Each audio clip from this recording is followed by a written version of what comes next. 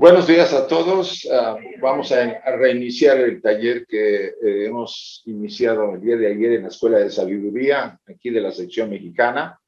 Bienvenidos todos, así como todos los que nos están escuchando por internet. Por el Zoom son como 50 personas y otras que esperamos que si yo logro entrar a Facebook para que también se transmita en vivo. Vamos a seguir la parte esta mañana y en la tarde, la parte, vamos a decir, práctica del taller, donde les vamos a pedir que contesten algunos cuestionarios del manual que les dieron a cada uno. Bueno, empezamos con la invocación de Radha, si les parece. Bueno, invocación de Radha. Hay una beatitud y un poder más allá de nosotros mismos que viene en ayuda de aquellos que están preparados para recibirlo. Volvámonos a aquellas grandes fuentes de las cuales emanan incesantemente la fortaleza y la inspiración de todos los que, olvidando el yo, están resueltos a aprender y compartir sin reservas. Radha Bhumi.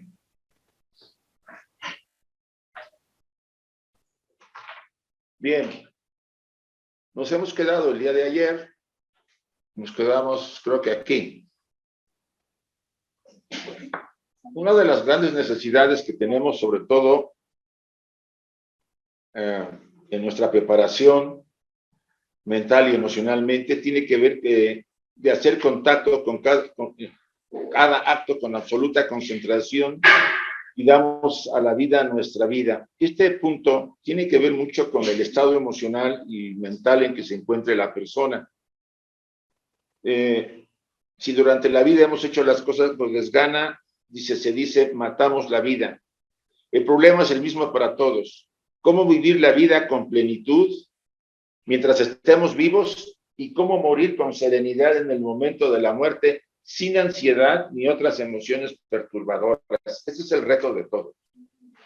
¿Cómo vivir la vida con plenitud mientras estemos vivos y cómo morir con serenidad en el momento de la muerte, sin ansiedad ni otras emociones perturbadoras? Este es uno de los retos que todos tenemos. Y todos pensamos que el final, como no queremos pensar en el final ni en ese estado emocional al que vamos a enfrentar, pues lo vamos posponiendo, asumiendo de que, bueno, eso está muy lejos, a mí no me toca todavía, no va a pasar nada, yo al final, pues a ver cómo lo resuelvo. Pues nos vamos a enfrentar a una situación muy compleja, la mayor parte de nosotros, si no atendemos eso desde antes. Porque al final no tenemos control sobre nosotros, ¿no? Las fuerzas kármicas empiezan a mover la estructura, empiezan a disolver la estructura, tanto física, la parte física, los tibetanos hablan de los 4 elementos, la parte de la tierra, el agua, el fuego y el aire, porque el último sentido que se pierde es el oído. Lo que quiero decirles es que la estructura personal y su naturaleza está, de alguna manera, formada por ese cuerpo de ilusión o el Mayari Rupa que dice la señora Blavatsky. Es la copia de la tríada superior, de la tríada divina, que se proyecta hacia la parte inferior, hacia la estructura, hacia el cuerpo físico y al doble etérico Linga Sharira. Esa es la base que sostiene la imagen. El Kama Manas es una imagen ilusoria, es una forma mental. Y esa forma mental dura toda la vida y la vamos alimentando con emociones y pensamientos, acciones, etcétera, etcétera. Está como semidesconectada de lo espiritual. ¿Por qué ustedes piensan que está semidesconectada? Porque de otra forma no actuaríamos de forma, entre comillas, con libertad si estuviéramos unidos a lo espiritual. No tendríamos que hacer realmente una labor para desarrollarnos. Por alguna razón, la estructura es así y está formada para que la evolución que va recibiendo la personalidad durante su vida sea el elemento que se transmita a la triada divina o a la mente superior como parte del bagaje que nos llevamos cuando viene después de la muerte. O sea, hay un puente entre la mente superior y la mente concreta que se llama Antakarana. Por ahí ese puente permite influir la parte espiritual si le dejamos, por ejemplo, El sentido de culpabilidad viene de ahí, de lo espiritual. No nos sentimos culpables las personalidades por nosotros, sino por lo espiritual. Me preguntaron, Leonor me preguntó sobre el tema de la personalidad y su necesidad de llenar ese vacío con objetos, personas, elementos necesarios en su vida para sentirse, bueno, ya no lo viste, para sentirse, te iba a señalar cómo se pierde la conexión, para sentirse bien. Esto parte de la idea que estábamos explicando, la estructura personal o la ilusión de esta estructura, aunque nos parezca tan real como la vemos, es una especie de, a ver si les pongo un ejemplo, es como si tuviéramos la Matrix. Somos como un programa, a ver, más o menos, a ver si lo pescan, un programa dentro de un gran programa que se llama Maya, la ilusión, o la Matrix. Y este programa que piensa y que siente, es una ilusión, pero mientras está en este plano con un traje físico, parece tan real como ustedes y yo creemos que es. Está semidesconectado, podríamos llamarlo así, de la parte espiritual que es verdadera, que está en otros planos. ¿Qué pasa durante nuestra vida? Como es un traje, la personalidad finita, y es una copia de lo espiritual, requiere de apoyos y de elementos para sentir seguridad. Durante todas las encarnaciones vamos aprendiendo a confiar en nosotros, influidos poco a poco por lo espiritual. Pero la estructura personal siempre va a sentir carencias y se aferrará a personas, a objetos, a lugares, para sentirse segura, para sentirse que ese vacío que existe, porque no es real y la conexión es pequeña o relativamente, nos hace aferrarnos a cosas materiales, asumiendo que así nos vamos a sentirse bien. Y yo no digo que no tengamos temporalmente una sensación de, por ejemplo, creo que de las pocas emociones que nos hacen sentir verdaderamente seres reales es el amor, el enamorarnos. Porque el amor viene de la parte espiritual. Cuando la personalidad se enamora o siente amor verdadero, se transforma de alguna manera con esa parte superior. Se siente más llena, más real, más nosotros. Y esa es la gran diferencia entre amar verdaderamente y entregarnos a la persona, a la mujer o al hombre, que simplemente usarlo o usarla por cuestiones de conveniencia y de medios para poder sobrevivir, ¿no? La personalidad usa, la parte superior no usa, permite la libertad y se une a ese ser. Esa es la gran diferencia. Entonces, si analizáramos nuestra vida, nos daríamos cuenta que hemos usado, porque empezamos a aprender a amar. Pero poco a poco nos dimos cuenta que lo que se ha instalado y lo que nos ha dado sentido a la vida es lo que amamos verdaderamente, aunque nos haya abandonado, como dijo esa chica. ¿Quién me ha dicho quién se ha enamorado? Pues la mayoría nos han enamorado y nos han dicho que no.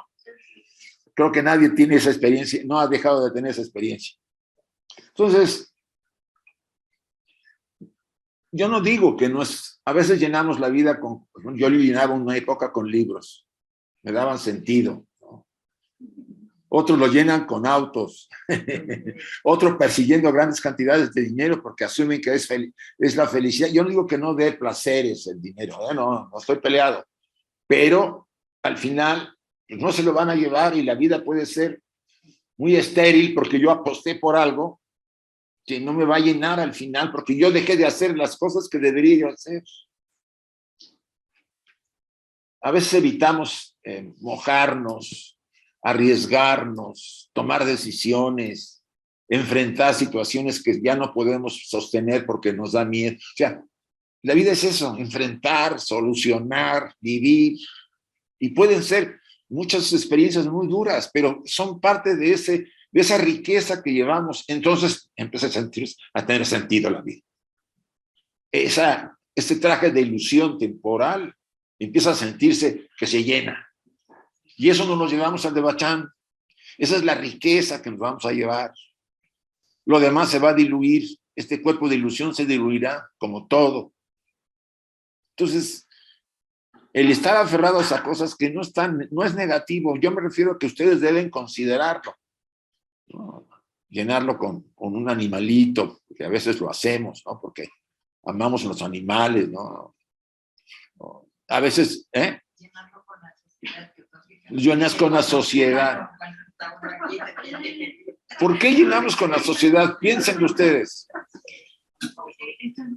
Yo siento porque es una fraternidad y me siento, ¿cómo se llama? Pues rodeada de gente que al menos me tolera.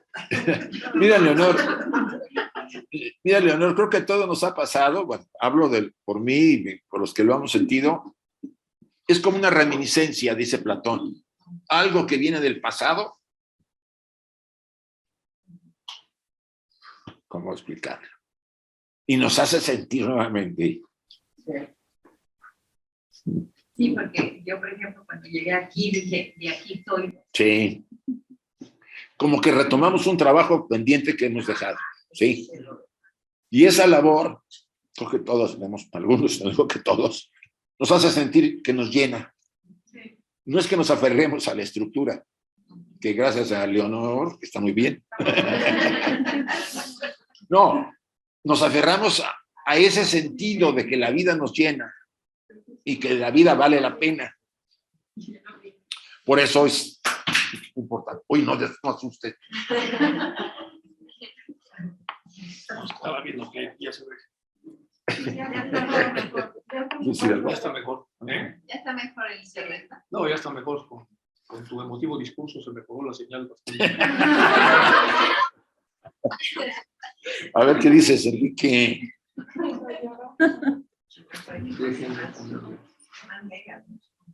A ver, vamos a hacer una pequeña presentación de esto que comentaba Isaac para esa pregunta que es tan importante. Vamos a empezar con fuentes de pensamiento como correspondencias y sentido para ver qué es un ser humano. No tenemos pizarrón aquí para dibujarlo. Isaac estaba... Ya está el rotafonio. Está el rotafonio, sí, pero vamos a volver a perder tiempo si lo hacemos. Ya es tarde. Hacerlo de esta manera y luego lo buscamos. Bueno, cada principio humano tiene correlación con un plano, con un planeta, con una raza, y los principios humanos están en cada plano en correlación con las séptuples fuerzas ocultas, algunas de las cuales, las de los planos superiores, tienen un poder enorme. Esto es de HPV. Y aquí lo que nos está diciendo entonces es que cada encarnación que tenemos, entonces estamos en relación con muchas fuerzas, lo observemos o no lo observemos. Da igual si el cuerpo físico tiene información o tiene noción de que esto pasa o no, esto sucede. Es lo que nos está diciendo aquí HPV. Entonces, repito, cada principio humano tiene una correlación siempre con un plano, un planeta, una raza. Y los principios humanos están en cada plano en correlación con las séptuples fuerzas ocultas, algunas de las cuales en los planos superiores tienen un poder enorme. Todos estamos vinculados con el todo. Los sentidos son las facultades por medio de las cuales el hombre se pone en relación con el mundo exterior. Aquí ya estamos hablando del cuerpo físico. Recibiendo las impresiones de las cualidades de los cuerpos. Como se ha visto en el estudio de las razas humanas, cada raza desarrolla su correspondiente sentido. Eso ya lo hemos visto en las clases de Isaac. Entonces, conforme van apareciendo las razas, se van agregando los sentidos y en la actualidad tenemos 5 activados.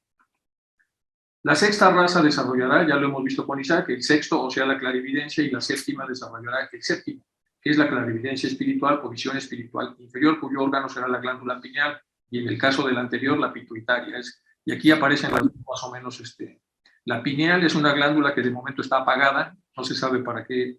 Los ocultistas de la época ya lo sabían, que tenía que ver con lo que se iba a ganar en las siguientes razas, pero digamos que los anatomopatólogos o los fisiopatólogos o simplemente los médicos que estudian anatomía, pues no le ven ninguna función porque no se le ha descrito por la sencilla razón de que está apagada.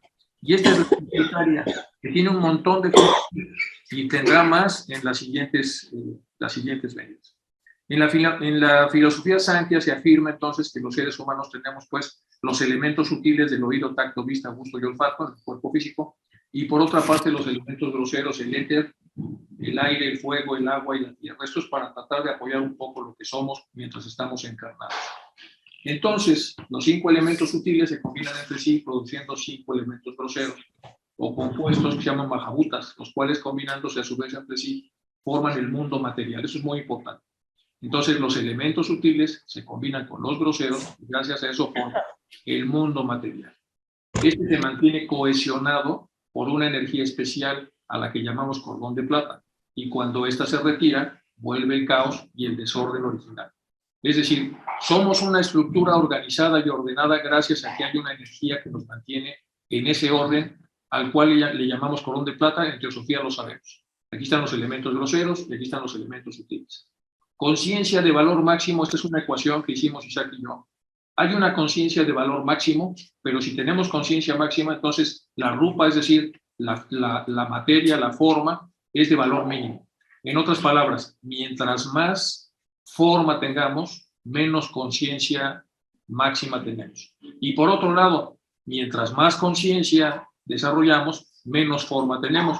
Por eso, conforme nos vamos desarrollando, poco a poco vamos perdiendo formas, se van haciendo más sutiles hasta que desaparecen casi por completo. Y llegamos al estado que los budistas llaman emptiness. Si nosotros trazamos un cordón que va desde allá hasta la parte física más burda, entonces nos encontramos con el cuerpo físico.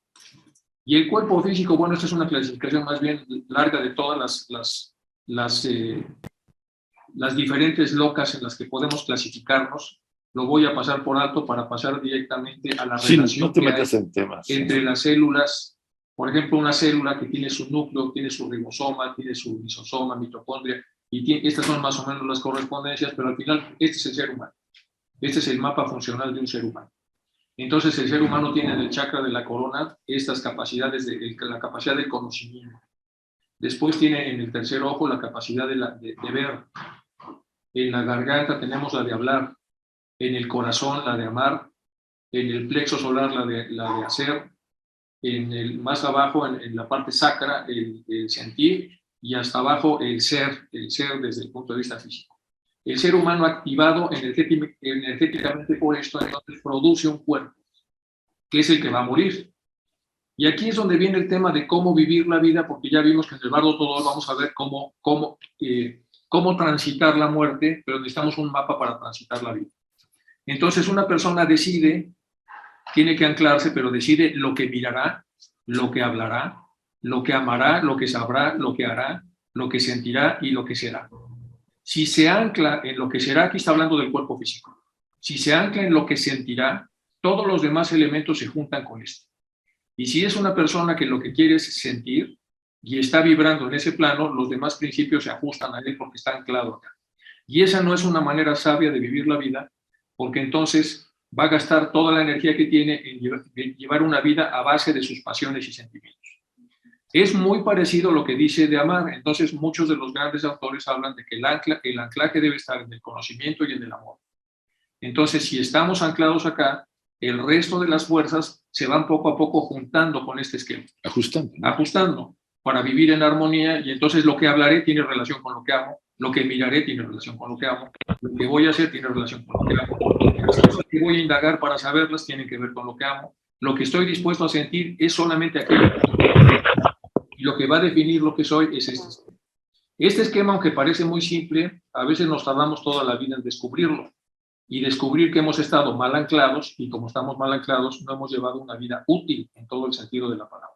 Por eso esta pregunta de ¿tienes miedo a morir por no haber vivido de forma contraria a tus principios, a tu misión de vida, a lo que es lo que la vida espera de ti de acuerdo al momento que te toca en este? Entonces, en ese momento podemos hacer esta reflexión en cualquier momento de nuestra vida para ver cuáles de las partes es en la que estamos vibrando y estamos anclados y hacer los ajustes. Hacer los ajustes una vez que podamos profundizar en cada uno de estos puntos. Y después, ¿cuánta fuerza le vamos a poner a ese anclaje? Yo voy a vivir entonces sembrado en el conocimiento o la relación de conocimiento y amor 1-4 con todas las fuerzas, o con la mayoría de mis fuerzas, con la mitad de mis fuerzas, con la minoría de mis fuerzas o prácticamente con ninguna. Tenemos que invertir para que esto funcione. Y si no invertimos lo suficiente, entonces vamos a vivir con distracciones el 80% de la vida y solo con 20% lo que nosotros hacemos para el trabajo interior. ¿Cómo se llama esto? Autoconocimiento.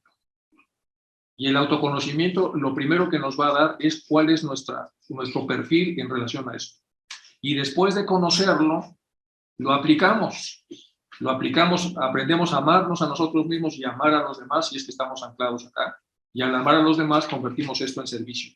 Y después, si además hacemos como la Madre Teresa, que tenía la totalidad de sus fuerzas orientadas en eso, o a lo mejor alguna otra religiosa que lo tiene con la mayoría de sus fuerzas, pero no todas, o como una persona en la vida diaria, en la vida normal, en la vida cotidiana, con la mitad de sus fuerzas para que la otra mitad se vaya en obtener los recursos de la vida y hacer otras cosas, pero le da una cantidad razonable de tiempo a este proceso.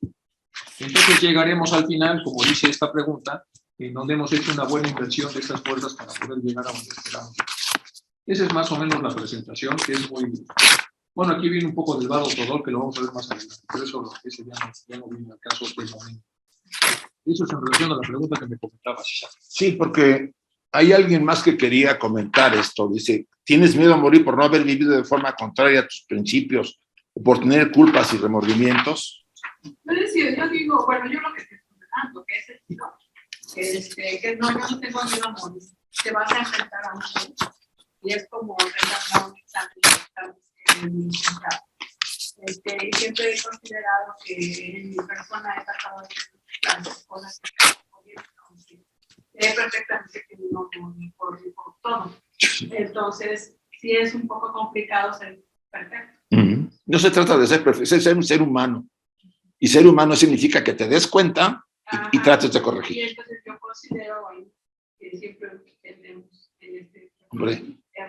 Pues sí, y tenemos un largo camino. Que lo que te corresponda en el camino que te den como resultado la evaluación, pues con mucho amor también lo aceptar.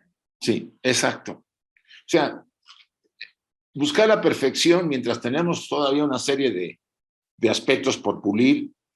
Yo no digo que no busquemos ser equilibrados y armoniosos, pero para mí el proyecto de ser humano es descubrirnos quiénes somos, que es la pregunta más grande, y ver lo que hay que puedo equilibrar y proponerme, aunque sea una cosa en la vida, porque si no puedo, porque podemos descubrir una cantidad, por lo menos una o dos cosas, digo yo, esto me propongo mejorarlo, ¿no?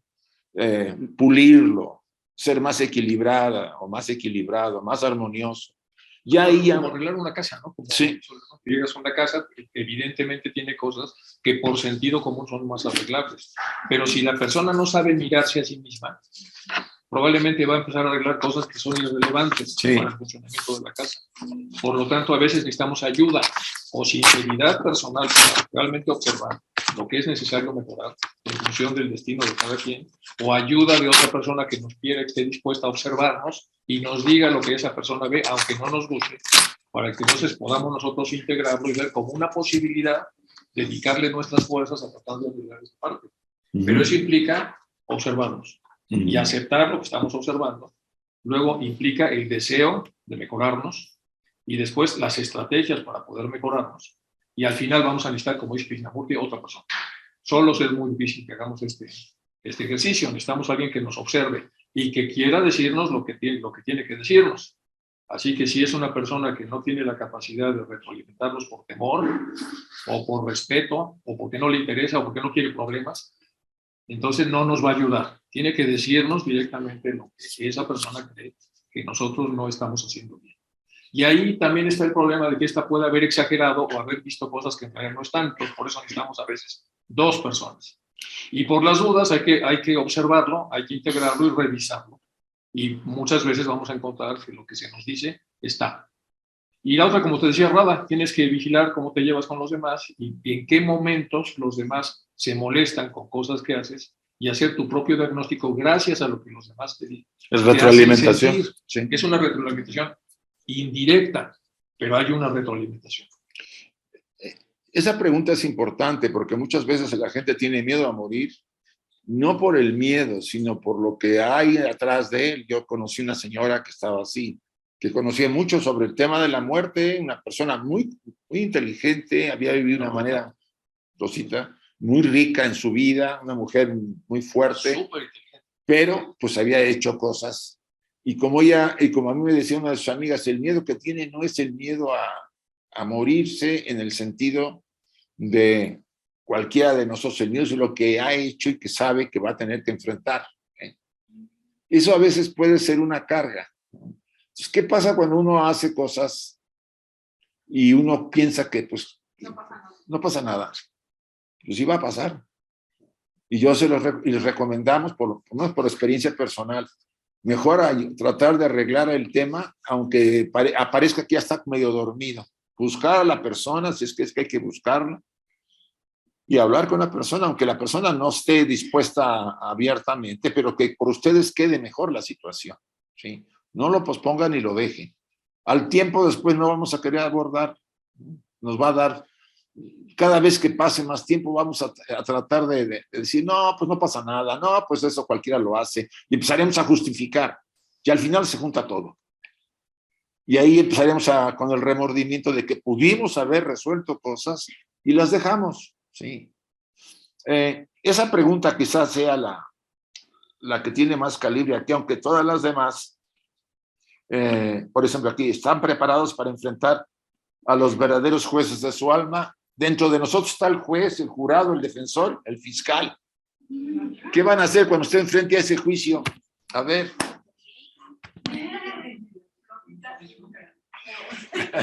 ¿Qué van a hacer, chicas? A ver, chicos. Bueno, y cuando sientes que tú eres muy, bueno, cada uno de nosotros es muy duro consigo mismo. Sí, sí. A veces más duro que los de afuera.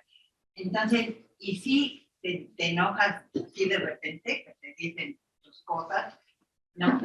Y no las quieres aceptar, ¿no? Y si yo soy perfecta, ¿cómo me están juzgando, no? Y más cuando... Es la imagen que nos cuesta trabajo que se dañe y no nos agrada, ¿no? No, lo que pasa es que, por ejemplo, como dicen, ya los que me rodean son mucho más jóvenes que yo, ya cambiaron su punto de vista, su manera de ver las cosas. Los parámetros cambiaron. Sí, exactamente. O sea, ahorita hay cosas que a mí me enseñaron que hacen los jóvenes y que todavía me da comezón. Sí, sí, ¿no? sí. Entonces, pero es una cosa que ya es casi normal para todos, ¿no?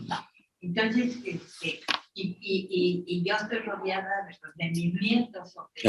Bueno, ahí sí. Entonces, olvídate, me da cosa, ni me dicen verdades, porque no me tienen miedo, ¿no? Pero yo soy la que no, o me pongo a chillar, porque digo, ay, me pisaron el callo y me dolió. Claro, pero con los nietos dura 15 minutos, porque así te dice la gente, ¿qué se siente ser abuelo? Dice, los primeros 15 minutos horrible, ya soy abuelo, estoy viejo. Después ya se siente bien, pero sí, primero da un buen paso. Las maneras van creciendo y empiezas a lidiar con diferentes cosas. Claro. No, por supuesto. Entonces, miren, se supone que los abuelos son los verdaderos padres, es lo que hay por ahí.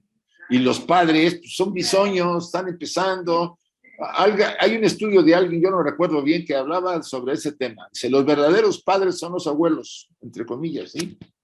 Y los padres biológicos, son pues, los hijos. Pues sí, en realidad no son realmente tan directos, ¿no? No, y luego también, una de mis hijas tuvo mucho más grande que la otra, sus hijos, ¿no? O sea, no los tuvieron luego. Entonces, hay una diferencia de pues ver sí. las cosas. Sí. Entonces, a veces se enojan y yo estoy con el corazón. Julieta dice así. Estoy con el corazón. O sea, son de esas cosas que aún entre familias te tienes que adaptar. Y empiezas a hacer todos los días con tu meditación, no recuerdas. No, mira, tú dices, ¿qué me molestó que hizo fulana o fulano? ¿O por qué yo dije esto y le molestó? Entonces uno se pone a ver de que cada quien tiene una imagen interior sobre ese concepto, ¿no? Si a mí viene alguien y me dice, oye, Isaac, eres Antiguo. No, eso no. Se da risa, sabes que no eres. No, que me diga, eres muy distraído, ¿no? Porque yo lo he sido. Exacto. Entonces digo, bueno, ahí podría yo contestar como lo hizo Ani Besa, déjame ver, quizás si lo sea. En algún momento me sale eso y voy a reflexionar y a tratar de corregirlo. No, yo ya busqué una excusa. Le digo, sí, ya sé que tengo muchos defectos, pero me cuesta mucho trabajo cambiarlos así. O me aceptas o me aceptas. Esté distraído, dice, ¿cómo? ¿Qué? En el caso de que, bueno, en mi caso, cuando yo estudié a mis hijos, yo era muy egoísta con mi suegra, con mi mamá, o sea, yo acaparaba a mis hijos y no los dejaba. Y luego me decía mi suegra, por ejemplo, no, déjame a la niña, yo la cuido, tú ve a trabajar, yo la cuido toda la semana. Y yo decía, no, yo prefería salirme del trabajo, inclusive más temprano, hacer pase de salida, buscaba las estrategias para estar yo con mi hija. Y en el caso después, cuando llegó mi hijo, hice lo mismo, entonces yo aquí lo controlé. ¿Los dejaste en el coche, de hecho? No, yo me llevaba a trabajo. Me los llevaba a mi trabajo, no. Me los llevaba a la universidad cuando era bebé, o sea, aquí. ¿Y cómo es eso ahora? Con la ahora lo veo porque ya mis hijos ya son universitarios y ellos son muy independientes. Y de hecho me dicen, mamá, voy a hacer esto y lo otro, y yo les digo que sí. O sea, así yo los eduqué, ser independientes, de que yo era la... Te dice controlar. Porque te pasa la mano común, ¿no? Y lo vuelves dependiente. Sí, pero no es lo común. No es lo común. Son almas que ya vienen quizá con algo ya más desarrollado y no a pesar de eso sale. Porque una madre que aprieta, porque hay quien aprieta, te quita vida, le quitas la fuerza. Hasta las mascotas. Sí, ¿no? Sí, sí. Pues qué bueno que tienes hijas así. Sí, al final te salió todo mejor. Sí, van bien. Ay, qué bueno. ¿Tú eres la hija de...? No, pero me imagino que deben tener los mismos. Tengo acá 2 preguntas de algunos. A ver, Bermari, por favor. Bermari, abre micrófono. Sí, ya lo abrí. Buenos días, sí, ya todas ya son días. Yo, a propósito de lo que comentaban hace un momento, de cómo sanar las relaciones con los demás, tú señalabas, Isaac, que sería bueno acudir y resolver con ellos, pero en ocasiones uno se encuentra con que sabes que el otro lado siempre tiene una actitud que no va a favorecer el reencuentro, ni mucho menos. Es posible que uno pueda cerrar sus círculos de otra manera, tal vez desde el interior personal con el otro, sin tener que verlos, sin tener que interactuar, porque sabes que el otro lado probablemente va a estar cerrado siempre por las características que tiene. Y es un poco también algo que yo había comentado con relación a los muertos, ¿no? Y que me hicieron favor ambos de hacer un comentario sobre cómo cerrar ciclos no cerrados correctamente con emociones que uno trae sobre los muertos, cómo cerrarlos con ellos, ¿no? Eso es lo que quería preguntar. Gracias. Hay un modelo que tiene que ver con lo que dijo Leonor hace rato. Normalmente tenemos 3 niveles y vagabandas, el nivel superior, el medio y el de abajo. Si nosotros nos ponemos en el superior y pensamos que solo por ser padres nos tienen que obedecer, o solo por ser jefes la gente se tiene que disminuir a sí misma para obedecernos, si nosotros estamos en esa situación, va a ser muy difícil que tengamos una buena retroalimentación, porque vamos a descontar mucho de lo que el inferior, entre comillas, nos dice. Entonces, la receta aquí, dice Bhagavan Das, es bajarse de ese pedestal, y pasa también en lo contrario. Si uno se pone muy abajo, pues se va a ver con todos los defectos del mundo.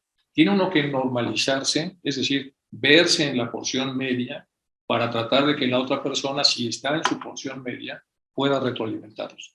Hay algunos tips que se usan mucho en México. Antes de que nos retroalimenten, le llevan un regalito a la persona, etcétera, y entonces pues ya no sirve la retroalimentación, porque automáticamente están comprando una retroalimentación positiva. Entonces hay que evitar todo eso para que realmente sirva, sea útil, porque dice, ¿te acuerdas? Kim Yu, y eso comenta, es tu maestro el que te empujó, el que te dijo de cosas, es tu maestro, está poniendo a prueba las capacidades que tienes tú para administrar los recursos que tenemos para poder responder a esas que llamamos agresiones o provocaciones. Ahí está mucho ese es nuestro examen final que continuamente hacemos a ese respecto. Eso en relación a la pregunta de Bernay. Sí, yo recuerdo que en constelaciones familiares, cuando uno constela a una persona que está muerta, que hay gente que lo quiere estar en paz, quiere despedirse, una de las frases que se da mucho es decirle, yo estoy muerto, tú estás muerta, yo estoy vivo, aunque con el tiempo yo voy a estar igual que tú, pero te doy permiso para que te vayas. Eso es muy, muy importante.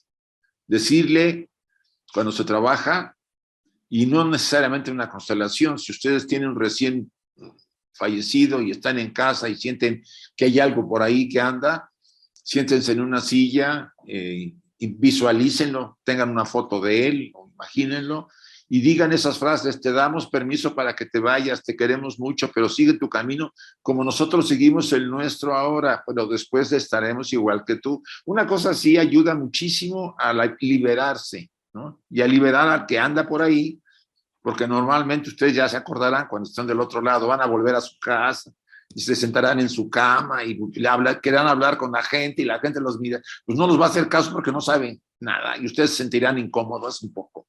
Entonces, eso es inevitable. Ahora, si la persona es muy, muy, muy materialista y muy densa, pues se va a quedar un rato largo. Ocurre eso.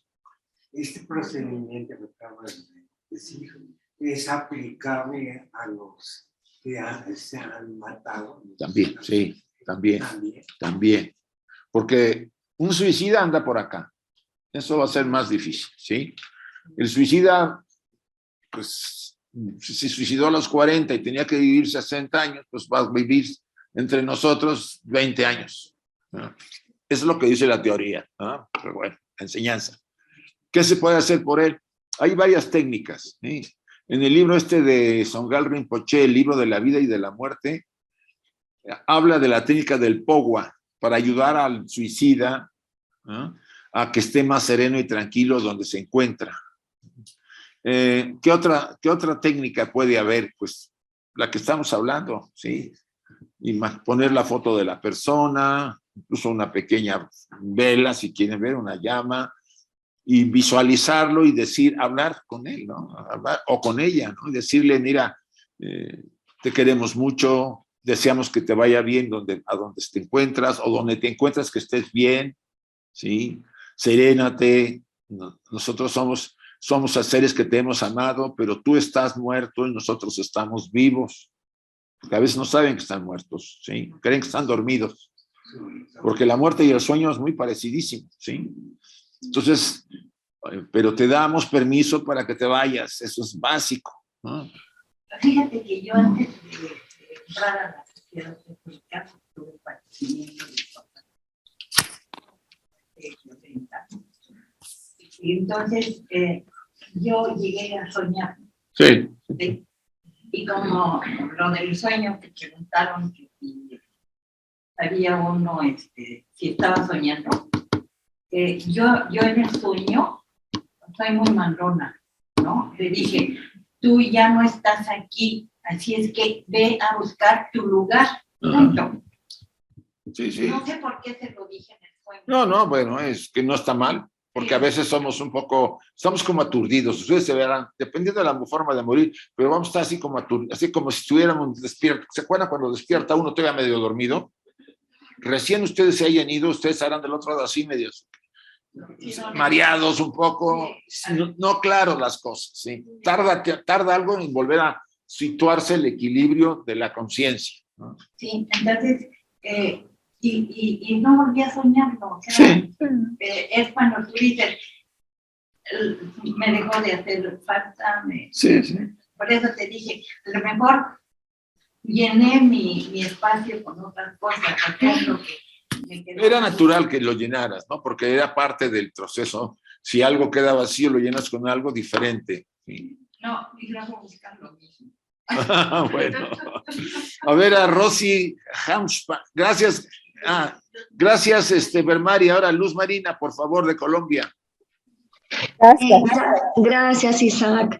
Te quería hacer una pregunta con respecto a lo que hablaste en el proceso de la muerte, después de la muerte. Debemos trabajar por 3 componentes de la conciencia. Mi pregunta es, con la primera parte que se nos dijo acerca de desarrollar el observador de la emoción y el pensamiento, y todo el proceso de corregirnos, si cuando estando encarnados hacemos ese proceso de podernos ver, de poder entender un error, corregirlo y proceder a cambiarlo, son esos 3 mismos componentes que estamos desarrollando encarnados a los que encontramos posterior a la muerte. Y pues obviamente si hacemos eso cuando llegue el proceso de la muerte, sería un proceso que ya tendríamos adelantado. ¿Lo puedo entender así? Sí. Pues no, porque si ya estás muerto ya no puedes. No, antes que lo hagas. Antes sí, pero dice que cuando ya estás muerto también puedes. No, yo no lo entendí. Yo lo entendí que dijo. No, me refiero a que si encarnados, si encarnados hacemos, o sea, entendemos la importancia del observador, de poder vernos pensamientos, sentimientos, acciones, darnos cuenta del error y encaminar los pasos a corregirlo y pues digamos armonizar lo que hemos desarmonizado. Sería como desarrollar esa capacidad del juez, el fiscal y el observador, claro, sin juzgar, sin sentirnos culpables, serían los mismos componentes de conciencia que encuentra uno posterior a la muerte que igual atraviesa. Son los mismos, o sea, lo estaríamos desarrollando de manera cuando estamos encarnados. Sí, sí. Ahorita vamos a hacer un ejercicio parecido, sí. Luz Marina, y aunque no es, bueno, aquí lo vamos a hacer un poco mejor, aunque vamos a ver un descanso, no lo sé. Sí, claro. Vamos a hacer ahorita un descanso y después vamos a hacer el ejercicio que les habíamos planteado. ¿Cuánto tiempo? Pues, a las 12. Van a dar las 12. Sí, a las 12. Sí, pues. Con unos 15 minutos. Vale. Vamos a tener un descanso de 15 o 20 minutos y vamos a hacer un ejercicio, una dinámica. Les vamos a pedir a todos los que están por internet, que son 53, que tengan una silla frente a ustedes, pónganse una silla vacía, porque vamos a hacer el diálogo del ejercicio que está en la página 8, que se llama, sí, es un diálogo, pero como ustedes no están con nosotros, no es presencial, aquí se va a hacer en pareja, pero pónganse en una silla, se llama el diálogo de la silla vacía, ya lo explicamos cuando lo vayamos a hacer. Entonces, de 15 a 20 minutos volvemos, por favor. Sí, Isaac, ¿puedo preguntar? Sí. El día de ayer quedó pendiente una pregunta, no sé si recuerden. Sí, por favor. Estábamos hablando de otras cosas y fíjate que me quedé un poquito intrigada, que estábamos hablando de lo de la cuestión del coma y todo, pero en China vi hace poco un documental en Netflix que me impresionó mucho, que en China están haciendo una industria de congelamiento y pasaron el caso de una niña de hace como 5 años, que a los 6 años pues falleció, pero pues los papás y la familia como que no podían aceptarlo, no podían, y juntaron un dineral entre todos, la llevaron a esta empresa y la congelaron. Actualmente pues cada año van y la ven congelada, ¿no? Entonces la idea de estos chinos es con una tecnología no sé qué cosa, que en unos años van a poder despertarlos. Digo, bueno, yo la verdad no estoy muy de acuerdo, ¿no?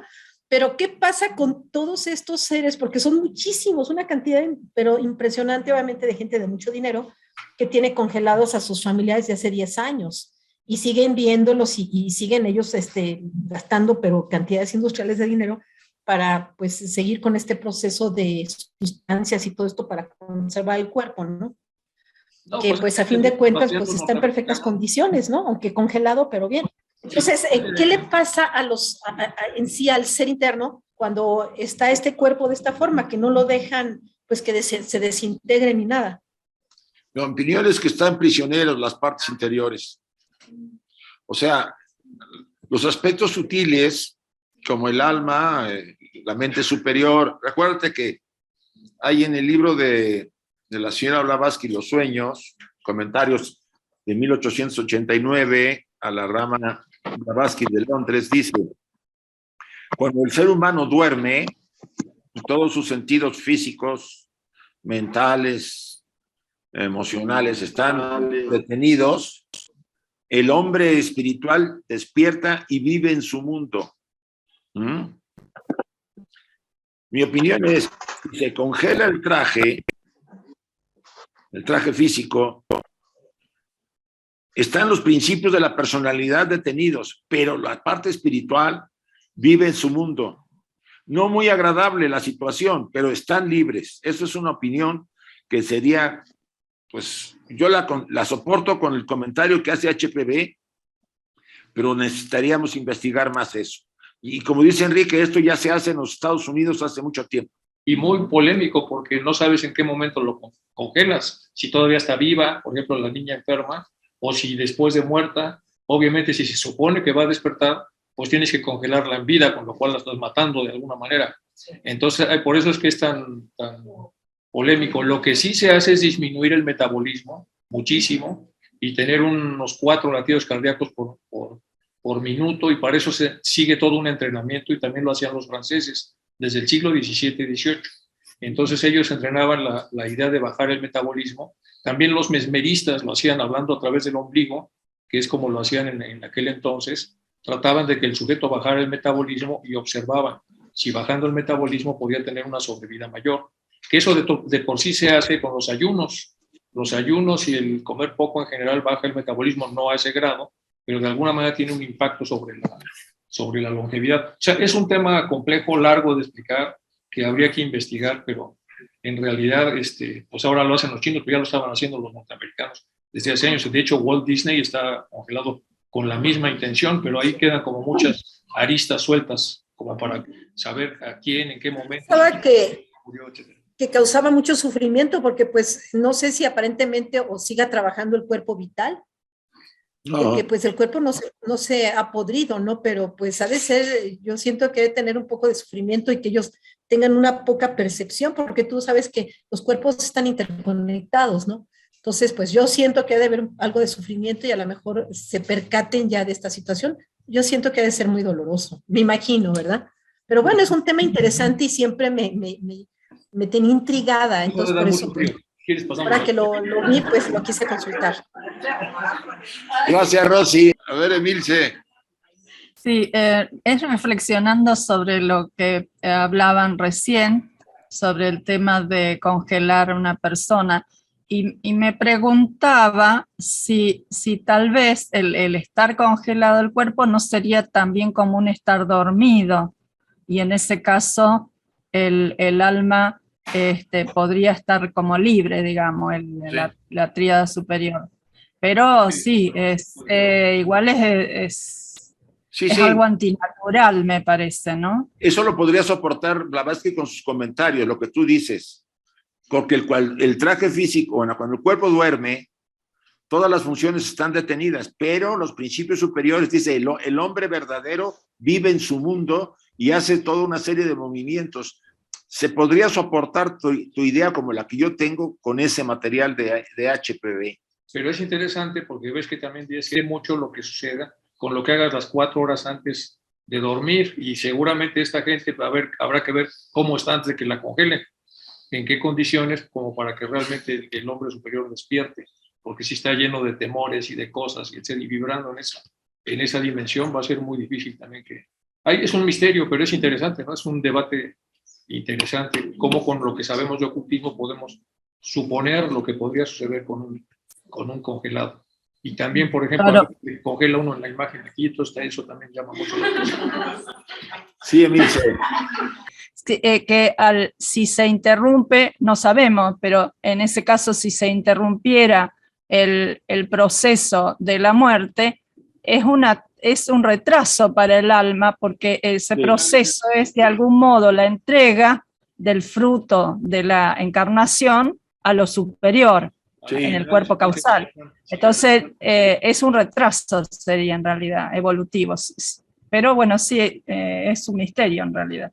Fíjate que Purucker dice, Purucker, HPV, en un libro sobre los átomos de vida, y cuando viene la muerte de cualquiera de nosotros, las estructuras del cuerpo físico y principios de la personalidad, todos están formados por átomos de vida, vuelven a los diferentes niveles, vamos a decirlo así, a los que pertenecen, y se renuevan, se purifican o se cambian, y cuando vuelves a nacer se vuelven a juntar. Esta versión es lo que él comenta es que dice, porque él critica mucho la momificación en Egipto. Él decía que la momificación era atlante, ¿sí? De los magos atlantes que querían permanecer con el mismo traje físico para que cuando volvieran pudieran tomar esa materia que no se hubiera renovado y pudieran utilizarlo para hacer sus cositas, como ya sabemos. Que es una mala práctica la momificación, de acuerdo a la versión que da HPB y explicada por Purucker. Entonces, la muerte es muy sana, finalmente la necesitamos para purificarnos. ¿Sí? Gracias, Edith. Milce. A ustedes. Ahora, Edith, por favor. Hermano, a raíz de tu comentario, Isaac, eso de que es mejor cerrar las cosas ahora que estamos en vida, yo me pregunto, ¿qué pasa con las personas que en el fragor de su juventud la juegan de Casanovas y dejan a muchos amores? ¿Qué nos hablas? ¿Nos conoces algo, por favor? ¿Le sabes algo? No te aludas. No te ¿Sabes algo, Didi? Es dedicatoria. La estoy haciendo con regalito porque acá le llaman aceitar. Llega más suavecito. Entonces, ¿qué tiene que hacer? Dime tú, buscar a cada uno de ellos, volver a empezar y terminar bien esta vez. Claro, así estamos en paz, ¿no? Sí. Voy a ir a buscarlas a la residencia de ancianos, depende a qué hora. Fíjate que yo recién entré a la sociedad, con eso del karma, dije en la torre. Y me fui a buscar a varias chicas y decirles, oye, perdóname lo que te hice. Me veían así como un poco loco, ¿no? Decía, ¿qué le pasa? Sobre todo algunas que yo sabía que había sido difícil. Y una me decía, bueno, pues sí te perdono, pero pues yo también estaba consciente de lo que estaba pasando. Pero sí me dolió y no sé qué, y no sé qué. Bueno, yo dije, ya, borrado, me salvé. No, me dice la vida, no, así no va la cosa, ya verás, más que te enamores. Y mi hijo me fue, me salieron los cuernos.